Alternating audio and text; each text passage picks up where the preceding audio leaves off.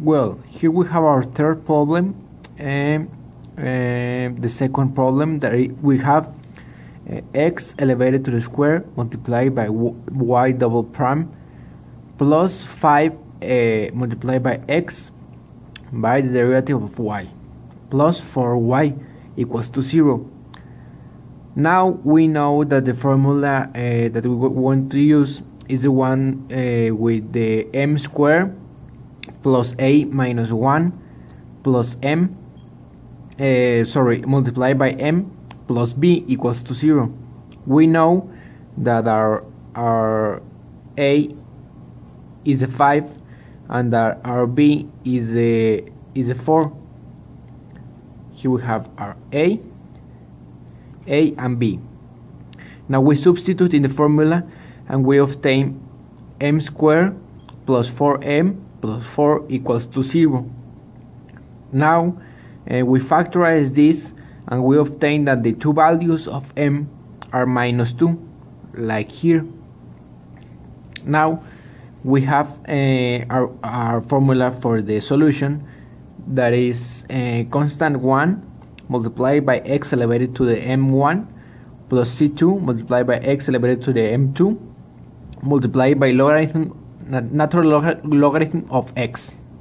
Now if we substitute the two results that we obtained before in the formula, we obtain that the solution is y equals to constant 1 multiplied by x elevated minus 2 plus constant 2 multiplied by x elevated minus 2 multiplied by natural logarithm of x. Here we have our second problem. We have the double prime y plus 9 multiplied by y derivative equals to 18 multiplied by e elevated to x multiplied by sen of x.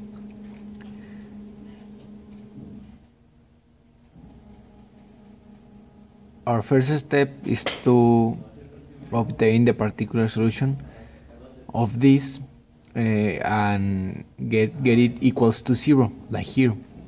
Now we choose the method of substituting with lambda in order to find our roots, like here. We have lambda elevated to the square plus 9 lambda equal to 0. Then if we factorize this, we obtain that the first lambda is 0 and the second lambda is minus 9. Then we substitute in the formula of y and we obtain that constant 1 plus e elevated to 0 gets equals to 9 to 1. So now we have only our constant 1, and the second term is the constant number 2 multiplied by e elevated to minus 9x. Then we proceed to obtain our w, making the matrix with the data. Here we have our 1, our 0, our e elevated to the minus 9x and the derivative of this, and now we obtain this. And with this term we're going to use it to obtain our u1 and our u2. In order to solve this integral, in the formulary we have a formula that is this one, in order to solve it more easily, because you can solve it by parts, but you have to do more steps. Now with this formula you obtain this result. Here you have. Now you simplify it and you obtain this, and that is your u1. Now you proceed to obtain your u2. You have here your integral. You use the same formula as here as the u1 and you obtain this. This is your result using the formula from the formulary.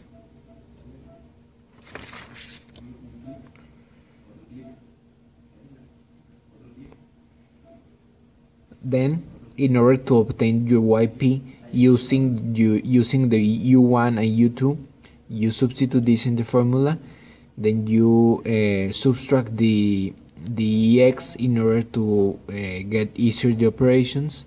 You do all the operations to simplify the formula, and finally you obtain this with all the simplifications required in the process.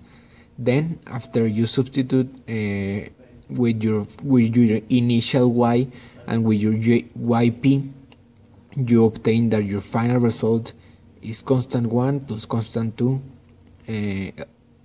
multiplied by e elevated to minus 9x plus ex multiplied by 81 above 101 multiplied by sen of x minus 99 above 101 cosine of x, and that is your final formula, your final solution.